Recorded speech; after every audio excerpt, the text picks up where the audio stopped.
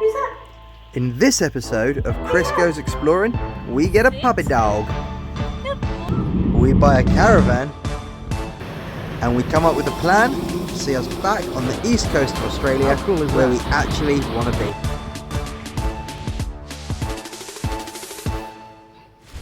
This video is kind of a brief outline of what Lisa and I have been up to for this past year here in Melbourne. Before we put our plan into action, head east and chase the sun. So about 15 months ago, Lisa and I moved to Melbourne. Now the reason we went to Melbourne is because Lisa had an amazing job opportunity, so we took it. Now I haven't really been making any videos, to be honest, ever since, because life just got very normal. We both got jobs, we worked hard, we got a dog, which was pretty cool, but to be honest, it got quite mundane. Melbourne isn't somewhere that we see ourselves staying or saw ourselves staying in the long term. Unfortunately, it just wasn't exciting enough. It isn't really the Australia we signed up for. That said, over those 15 months, we did achieve a lot, not only in savings and stuff, which is kind of a mandatory thing that you've got to do if you want to be adventurous, but, you know, some other things got achieved too, and that's what this video is. It's documenting what happened these last 15 months and what comes next. And I'm happy to report, pretty much goes back to exciting life again. So one of the very first things that we did when we arrived in Melbourne, we got a dog. We got a puppy, a Labrador, specifically a chocolate lab. It's a dog we both absolutely fell in love with from the moment we laid eyes on it and held him in our arms. He was so tiny. We decided to call him Kernow, which means Cornwall in Cornish, which is the place that I'm from in the UK. Who's this? It's Kernow. Kernow? To the camera, baby boy. Hey Kernow, how are you? Sleepy. And being a Labrador, we knew that he would absolutely love the sea. So we got a rental property in a place called Mornington Peninsula, which was as close to the sea as we could afford. And to be honest, we made the best of a Melbourne situation. Careful, he's right behind you. Yes!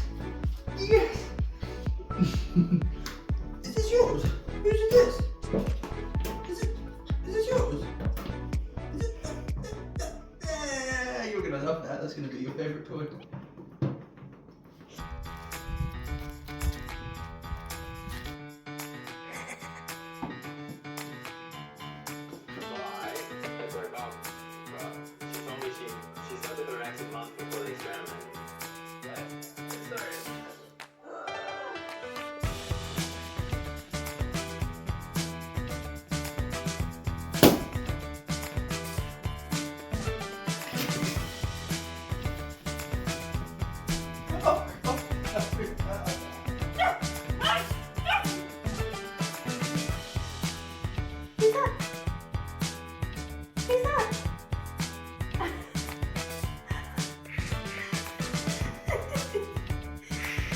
Good boy. Now, lucky for us, Kernow was incredibly easy to train. Within a couple of weeks of having him at the house, he was already toilet trained. I got him to use this flap just by throwing treats one side. He'd figure out he could go through and get them, put them back on the other side, and did the same. It was the easiest training I've ever done. So, really paid to get a Labrador on this occasion.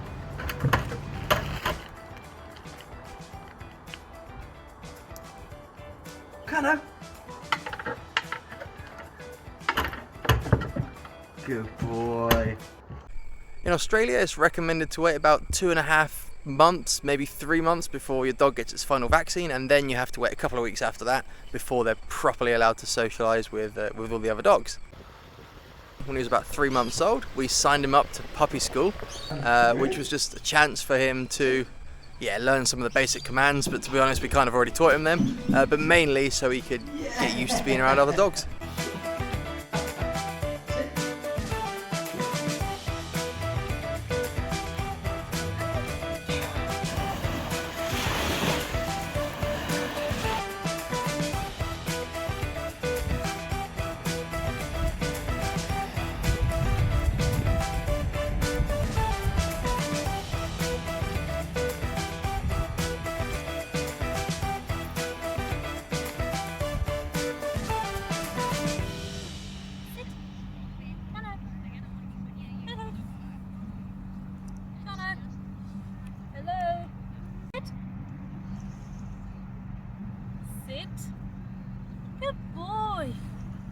Now, Kernow's a stubborn little bugger. Sometimes he'll do exactly what you say because he knows exactly what you mean. And other times, well, yeah, other times, not so much. Purely by choice. That little bastard.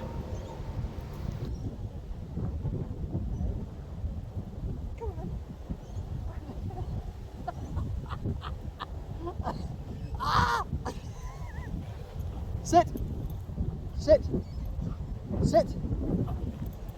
This is not working. Ugh.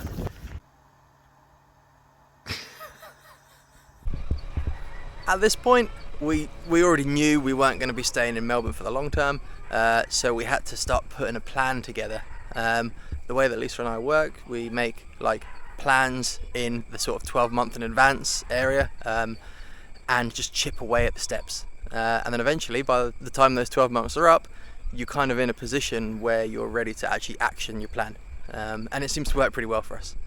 So our usual recipe for moving to a new place that we want to live in, or that we've not been to before, is one of us tries to get a job lined up before we go. That's not crucial, but that really helps the process. Then we Airbnb for about a month, and in that time, the person who's not employed hunts around at rental properties, does all the viewings, applies for stuff, gets everything sorted, bank accounts and everything sorted out, and then you move into your new property, which you can get because one of you is employed, and then the other one gets employed. It's a recipe that we've used a couple of times before.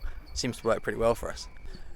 Now this time, it's quite a lot more complicated because we have a dog now, and that makes things a whole lot more convoluted. Mainly because rental properties and dogs are things that don't tend to mix, which kind of puts us between a rock and a hard place. Now obviously we're not going to stay in Victoria, and we're also not going to give up our dog, so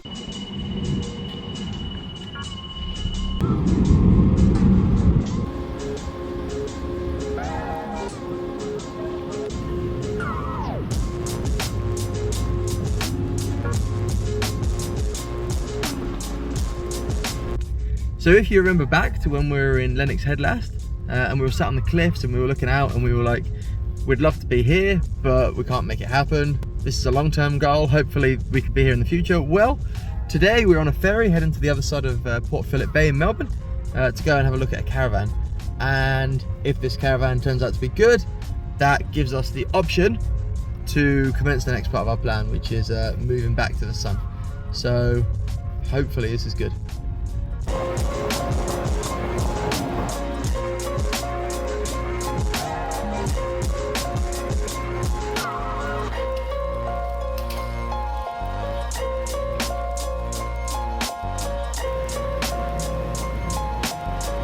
Now Lisa and I purposely bought the biggest caravan that would fit in our garage. It was a pretty decent sized garage, ended up being a 16-foot caravan, just under 6.5 meters total, but my god was this garage a squeeze. Between our ute, the caravan, my motorbike, yeah, we just about fit it all in. Pretty crap of a day today. It's probably about 17 degrees. It's super windy. I mean, it's not a bad day in comparison to England where I came from, but where we're going it's 30 degrees. So we're going to go check out Ballina and the surrounding areas, including Byron Bay.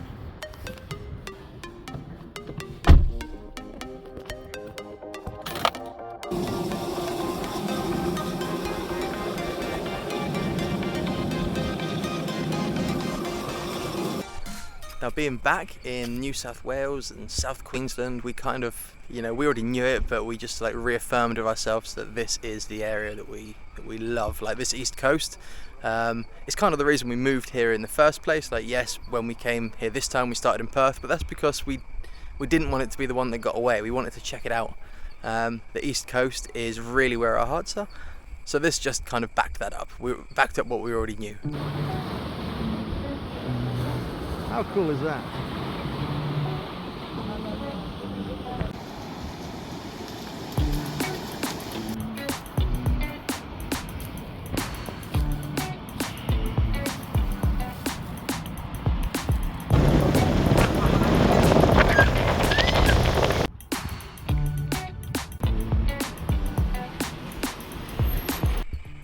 At this point we kind of been all over Australia. I've been to Darwin, Lisa's been to Alice Springs. I've been to every capital city of every state, including Tasmania.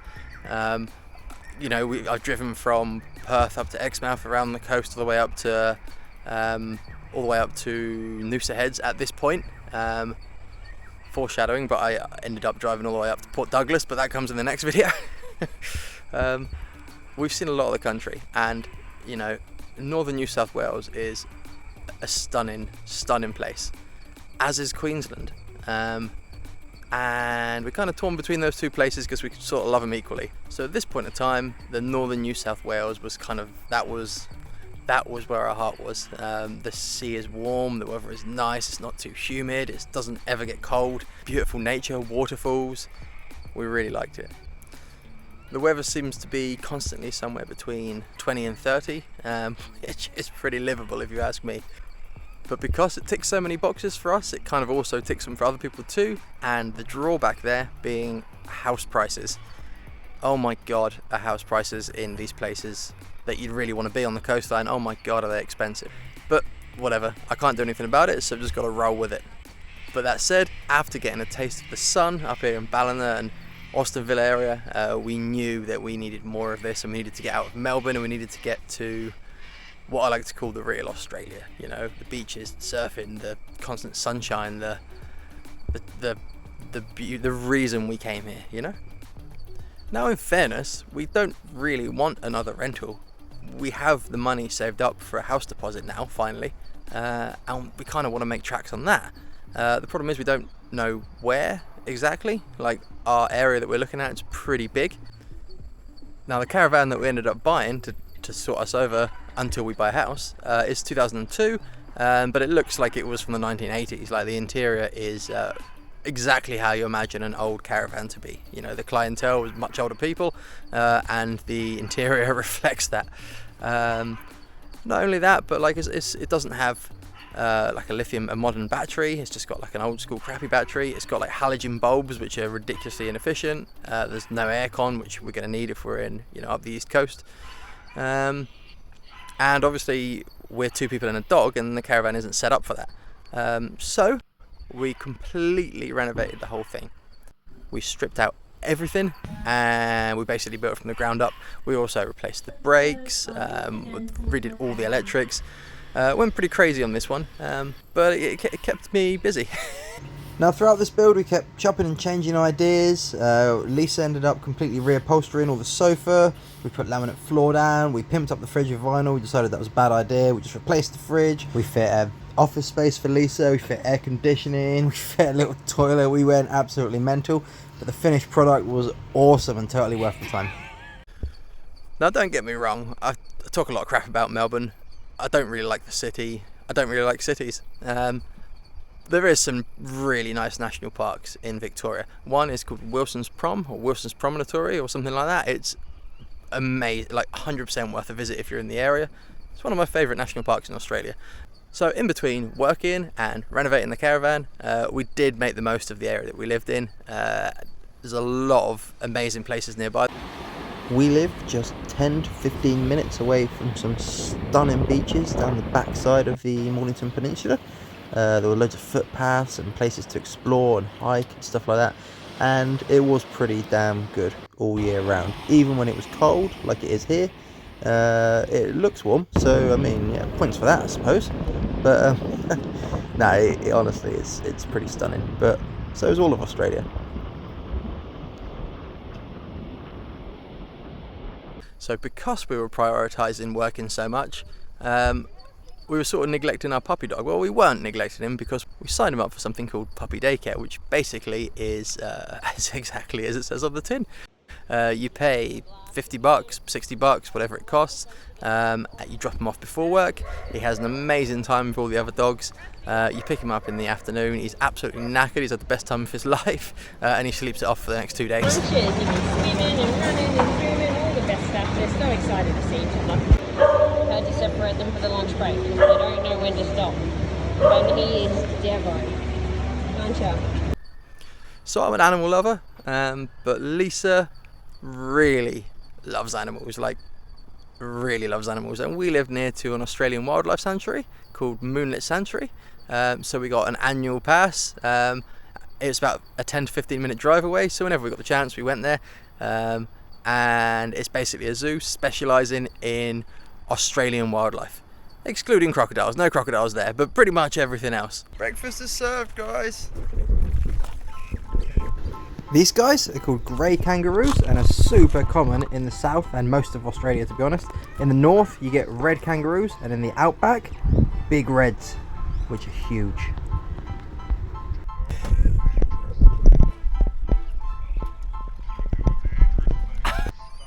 So the really cool thing about this zoo is that you could buy some kangaroo food for a couple of bucks at the entrance, and you can hand feed it to some of the animals, the kangaroos, the wallabies, the pademelons. Look at the size of this geezer, he's huge. I wouldn't mess with him if I didn't have any food, but we're mates now.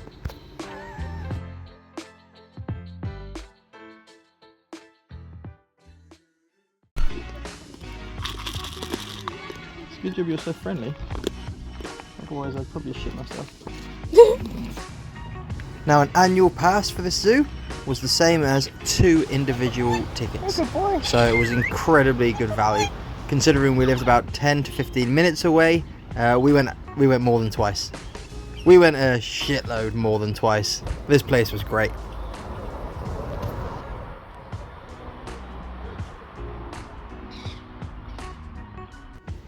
Over this year we celebrated Kernow's first Christmas, which was pretty cool. He had his first go out unwrapping presents. Loved it. Merry Christmas!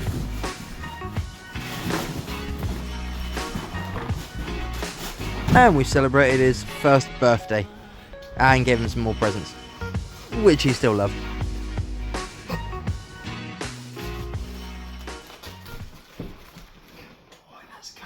She's like, no, Dad, that's mine. It's my birthday.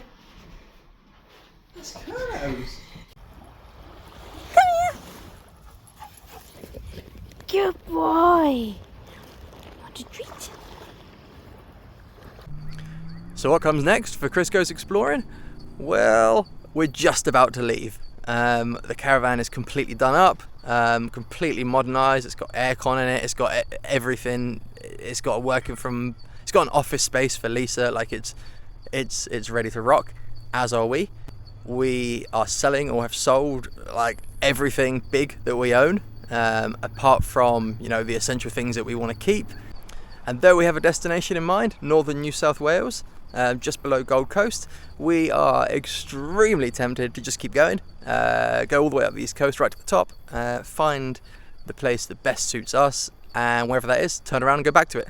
So knowing Lisa and I, that's probably the option that we'll take. Who knows what comes next? Even I don't know what comes next. No one does. And that's kind of the joy of life, right? Anyway, we'll find out. See you in the next one. Bye.